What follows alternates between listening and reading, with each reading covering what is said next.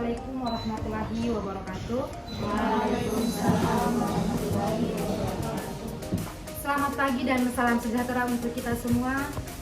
Yang kami hormati kakak narasumber yakni Muhammad Alif Johar, yang kami banggakan teman-teman peserta Smart PLS serta seluruh panitia yang sudah mensukseskan kegiatan ini. Puji syukur atas kehadirat Allah Subhanahu wa Ta'ala yang telah memberikan rahmat dan hidayahnya kepada kita semua, sehingga kita bisa melakukan pelatihan ini dengan tema Smart PLS sebagai alat analisis statistik dalam pengembangan ilmu manajemen. Nah, baik teman-teman, untuk membuka acara pada kesempatan kali ini, mari kita sama-sama membuka acara ini dengan membaca Bismillah. Bismillahirrahmanirrahim. Semoga kegiatan pada hari ini bisa bermanfaat bagi kita semua. Baik, selanjutnya sebelum kita memasuki pada kegiatan inti, kita akan melakukan pretest. Bagi teman-teman untuk mengetahui pemahaman teman-teman sebelum melakukan pelatihan ini. Mohon ketersediaannya untuk mengisi soal yang sudah di-share oleh para kakak-kakak panitianya di grup masing-masing. Saya beri waktu 10 menit mulai dari samparan. Saya skorsing dulu.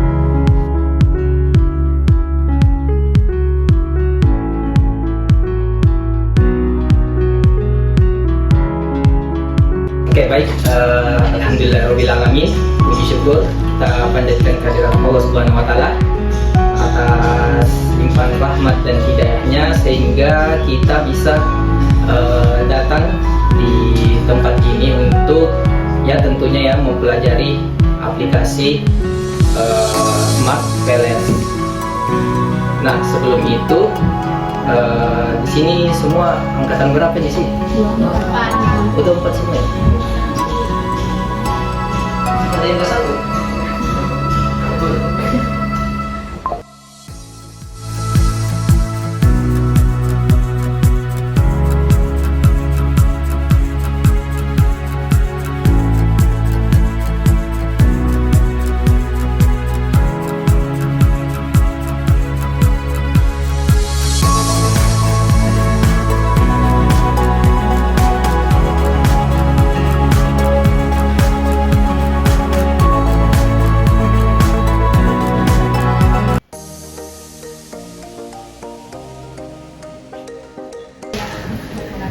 Oke, kita lanjut.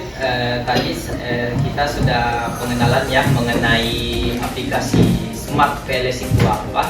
Tapi sebelumnya teman-teman, saya mau tanya, apa itu kepanjangannya PLS? Saya bisa jawab? Gak apa-apa, search saja di Google.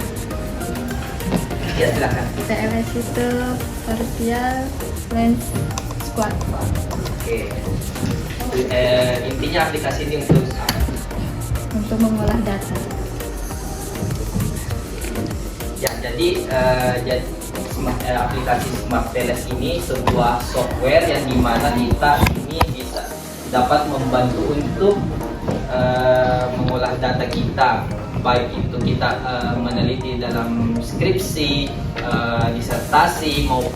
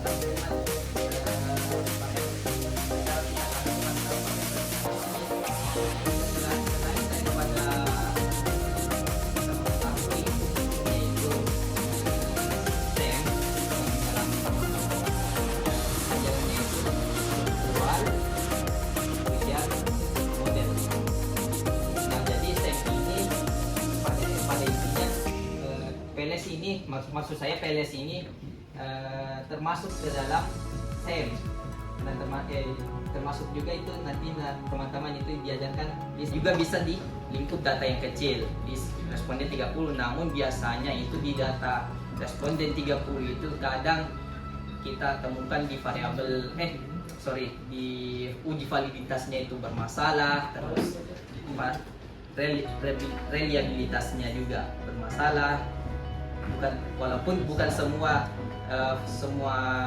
data yang bermasalah, namun rata-rata itu kalau kita menggunakan skala data yang kecil, misal 30 responden itu biasanya kecil kemungkinan itu kita dapat data yang sempurna, atau paling tidak rata-rata itu validitasnya bagus, reliabilitasnya bagus, dan uji regresinya itu bagus.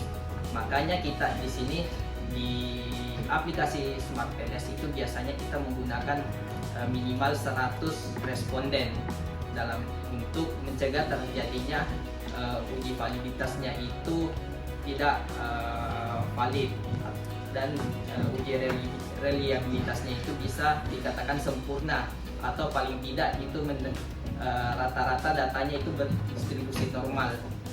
Kemudian untuk penggunaan PLS ini tentunya memudahkan teman-teman sekalian untuk menghitung seberapa besar valid atau tidaknya data teman-teman dalam hal untuk melakukan penelitian nanti di skripsi. Nah, di sini langkah-langkah analisis intervene dalam Smart PLS itu, yang pertama tentunya teman-teman sediakan dulu datanya. Nah, tentu dalam meneliti ini pastinya teman-teman perlukan namanya data. Nah, dari mana teman-teman dapatkan data? Yang mungkin saja bisa teman-teman dapatkan dari hasil kuesioner, dan bisa juga teman-teman dapat dari wawancara, atau ini wawancara ini kita bisa konversi ke dalam penelitian kuantitatif. Oke, yang pertama itu langkah yang pertama tentunya kita harus menguji yang namanya validitas. Ya, walaupun semua software pengujian data itu kayak SPSS, Listerel, ada juga aplikasi Amos, dan termasuk PLS itu yang pertama harus kita uji dulu validitas datanya. Yang dimana tujuan menguji data validitas ini bertujuan untuk seberapa layak data ini dibagikan kepada respondennya teman-teman. Jadi dalam penelitian itu sebelum kita membagikan seluruh data respondennya teman-teman, tentu kita namanya pretest atau uji kelayakan datanya. Nah, setelah kita menguji kelayakan data, apakah data ini layak diteliti atau tidak, langsung saja kita di analisis jalurnya. Nah, kalian boleh tahu sedikit tentang PLS itu apa? PLS itu adalah alat yang dilakukan analisis secara intervening, dan ada kelebihan dari Smart PLS itu sendiri. Smart PLS bisa dipakai dengan uji validitas, uji reliabilitas, uji model, uji autoloading dalam satu aplikasi. Jadi tidak perlu kalian misalnya menggunakan aplikasi tambahan dalam menganalisis suatu hasil, atau misalnya uji validitas kan kalau misalnya teman-teman pakai Amos atau pakai Listerel itu kan teman-teman itu bisa cek kalau mau mengecek validitas, reliabilitas, normalitas, itu semua dicek di dalam aplikasi yang namanya SPSS. Tapi di Smart PLS sendiri itu tidak perlu. Teman-teman cukup satu aplikasi saja, semua hasil boleh dihasilkan di situ. Kayak seperti ya cukup satu kali klik. Seperti ada teman-teman nanti akan bisa cek bootstrappingnya, PLS algoritmnya. Nanti akan dipraktekkan oleh Kak Alif yang akan praktekkan tentang bagaimana menganalisis autoloadingnya, validitasnya. Ya kan tadi 100 ya respondennya. Kalau misalnya di bawah 100 apakah bisa? Bisa. Pengujiannya apakah tetap valid atau ada minimal dan maksimalnya berapa? Sebenarnya di setiap aplikasi itu sudah ini kan sebenarnya kita menggunakan aplikasi saja. Ini hanya sekedar aplikasi software untuk menghitung analisisnya atau mempermudah kita dalam menghitung analisis. Teman-teman itu ada sama dengan misalnya kita mau menggunakan aplikasi. Kalau teman-teman pernah mungkin buka TikTok, buka Instagram, kan ada minimal spesifikasi yang diperlukan untuk membuka aplikasinya tuh. Nah, sama seperti itu. Untuk minimal Baik, terima kasih atas kesempatannya. Langsung saja kan dari materi tadi untuk menggunakan Smart PLS ini digunakan skala Likert ya 1 sampai 5. Kak, bagaimana misalnya kalau skala Likertnya 1 sampai 4, apakah bisa menggunakan Smart PLS? skala Likert itu mau dijawab atau saya minta? Oke, skala Likert itu digunakan teman-teman itu kalau pakai skala Likert itu bukan dasar untuk menggunakan aplikasi, itu bukan dilihat dari skala Likertnya, tapi bagaimana sampelnya teman-teman dulu. Skala Likert mau 1 sampai 4, mau 1 sampai 5 itu tidak masalah. Tetap bisa gunakan itu PLS, yang penting apa? Respondennya kembali, diperhatikan respondennya. Kalau respondennya ya seperti yang saya jelaskan tadi, respondennya di atas 100, gunakan PLS. Mau dia skala Likertnya 1 sampai 4, tidak masalah. Karena skala Likert itu sebenarnya hanya untuk menghitung seberapa sebenarnya untuk membantu responden kita dalam menjawab pertanyaan-pertanyaan kuesioner kita. Makanya itu di dalam kuesioner atau skala Likert itu ada sangat setuju, dan netral, kurang setuju dan tidak setuju. Itulah itu yang menjadi pilihannya responden. Kita responden mau pilih apa di situ yang sesuai. Tidak ada masalah terkait skala Likertnya. Oke, pertanyaannya yang bagus juga. Ada lagi yang mau ditanyakan sebelum kita praktik? Kita tambah lagi. Oke, tadi sedikit tambahan. Nah, misalkan tadi di skala Likertnya skalanya 1 sampai 4 ya. Nah, 1 sampai 4 itu misalkan di dalam data itu kan sudah di dalam data itu kan ada angka 5, ada angka 4, ada angka 3, 2, 1 dan seterusnya. Nah, sebenarnya tidak masalah di sini kita mau pakai 1 sampai 5 atau 1 sampai 4. Yang jelas misalkan tadi kita pakai 1 sampai 4 ya. Berarti di dalam data itu tidak ada tentunya tidak ada angka 5. Nah, itu berarti skala Likertnya teman-teman itu pakai 1 sampai 4. Nah, jadi pada intinya di sini tidak masalah teman-teman memakai 1 sampai 4 atau 1 sampai 5, yang jelas bagaimana data itu bisa menghasilkan pengaruh yang menghasilkan apakah berpengaruh atau tidak, dalam hal artian ini hipotesisnya gitu seperti.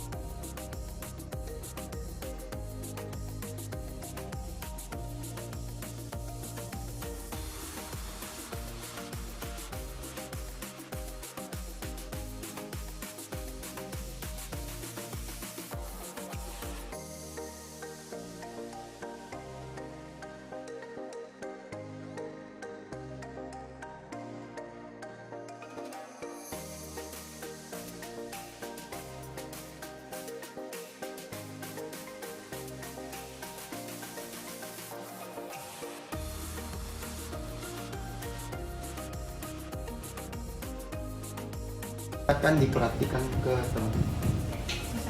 Nah, ini contoh model outer loadingnya.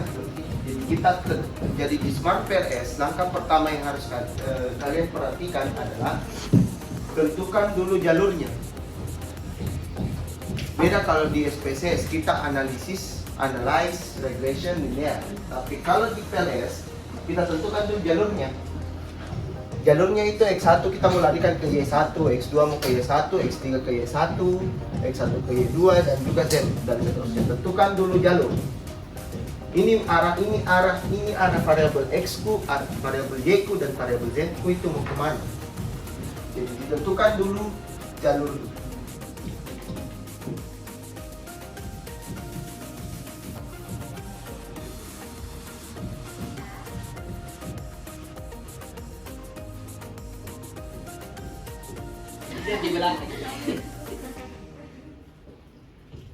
Oke, sudah dibuka Smart PLS-nya. Smart PLS-nya.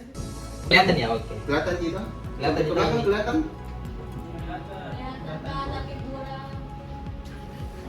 Oh, kurang begini ya? Memang kalau sampai ke belakang kurang. Kan dia enggak nyorot dari.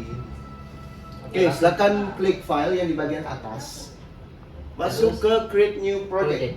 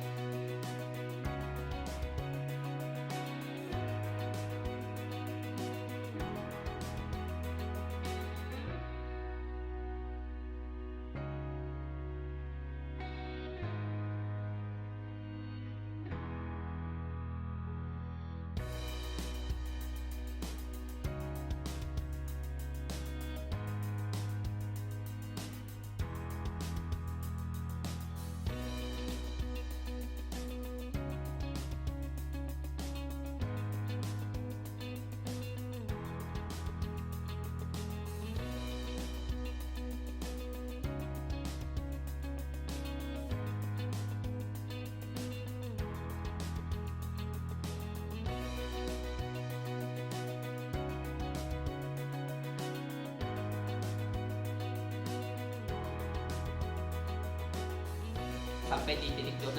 Nah, perhatikan kembali di Excel-nya. Seperti itu juga. Ini yang di bagian kolom atasnya ini, yang ini saya kelihatan kursornya. Ini yang dinamakan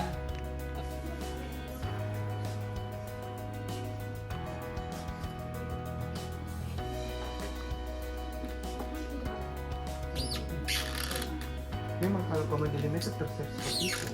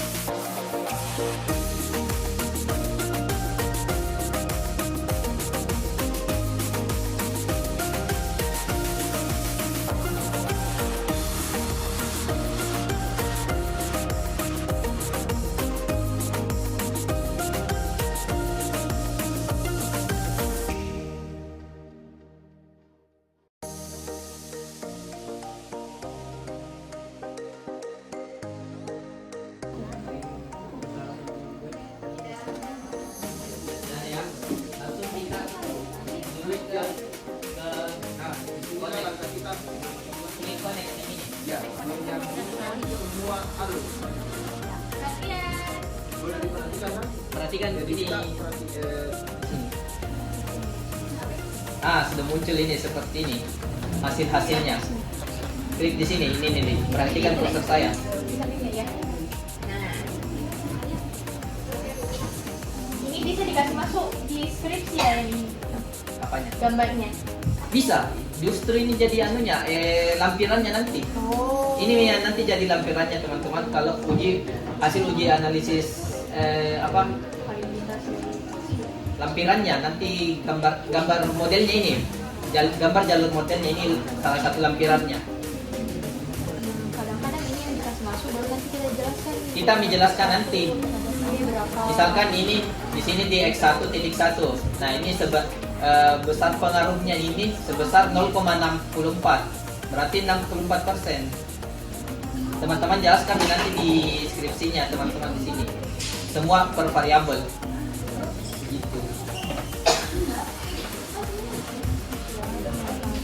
Terus kalau mau lihat hasil hipotesisnya, lihat di sini calculate. Calculate. Terus di sini bootstrapping. Bootstrapping. Bootstrapping. Terus Sudah? udah. Oke. Langsung start calculation.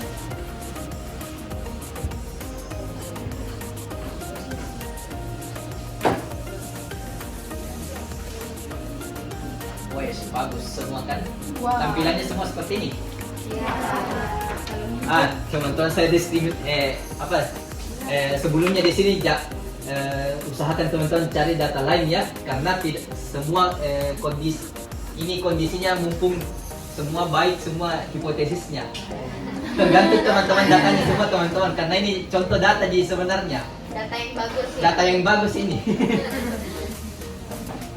Belum tentu juga teman-teman itu mau dapat 387 responden. Belum tentu. Teman-teman bisa dapat materi cara menentukan responden itu mungkin di lain materi ya, karena saya juga kurang paham bagaimana kita menentukan responden. Nah, ini contoh seperti ini kalau datanya sudah bagus. Jadi di hipotesisnya itu X1 misalkan.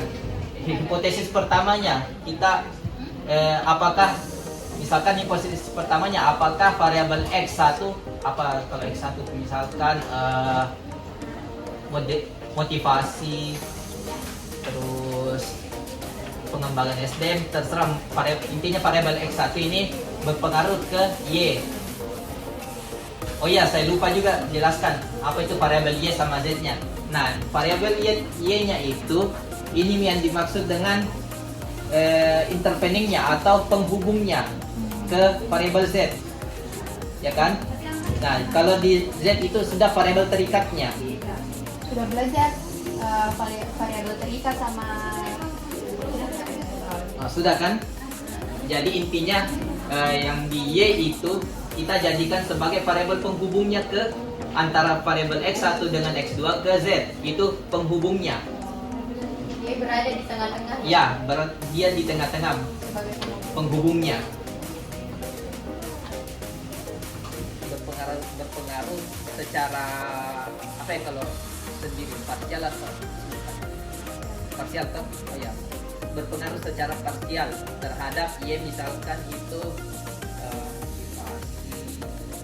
kalau variabel SDM misalkan kepemimpinan. Apakah variabel motivasi berpengaruh ke kepemimpinan? Nah, dijawab di sini X1 motivasi berpengaruh secara parsial terhadap kepemimpinan sebesar 0,000. Dilihat dari P value-nya. Ini contoh ya, saya tekankan lagi, ini contoh data yang bagus.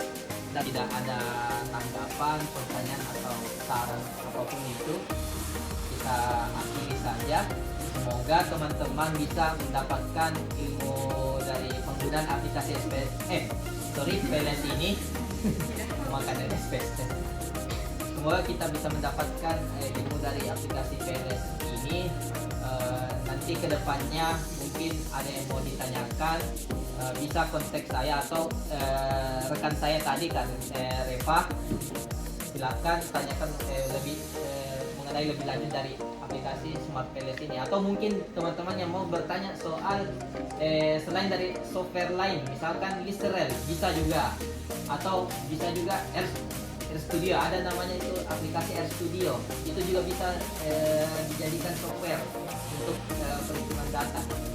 Pokoknya di selain PLS ini sebenarnya ada banyak ini software yang belum kita pelajari, namun yang biasanya kita pakai itu cuma SPSS dengan PLS, tapi yang lebih familiarnya sih SPSS. Cuman teman-teman rasakan sekarang lebih gampang pakai PLS. Oke, mungkin itu saja teman-teman sekalian. Kita akhiri pertemuan ini dengan mengucapkan doa kafaratul majelis.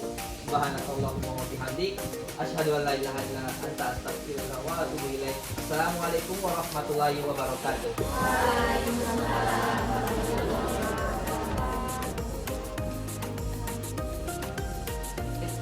Next step apa lagi? Baik, ucapan terima kasih yang sebesar-besarnya kepada rekan kita Muhammad Alif untuk materi yang sudah diberikan.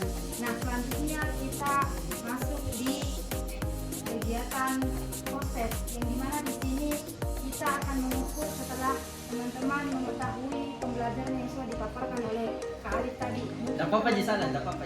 Mungkin teman-teman panitia bisa share langsung di grup.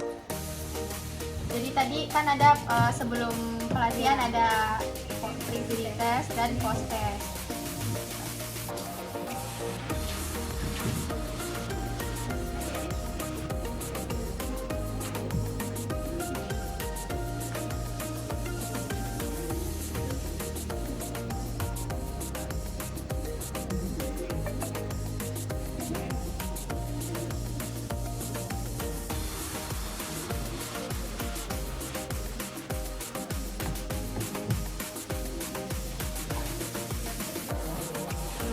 Alhamdulillah, seluruh rangkaian sudah kita lalui bersama. Saya ucapkan banyak-banyak terima kasih pada kakak narasumber kita, teman-teman peserta dan juga teman-teman panitia yang sudah berpartisipasi dalam kegiatan ini. Mohon maaf apabila ada kekurangan. Mari kita tutup acara pada kesempatan kali ini dengan sama-sama membaca hamdalah. Alhamdulillah. Wassalamualaikum warahmatullahi wabarakatuh. Pelatihan Smart PLS.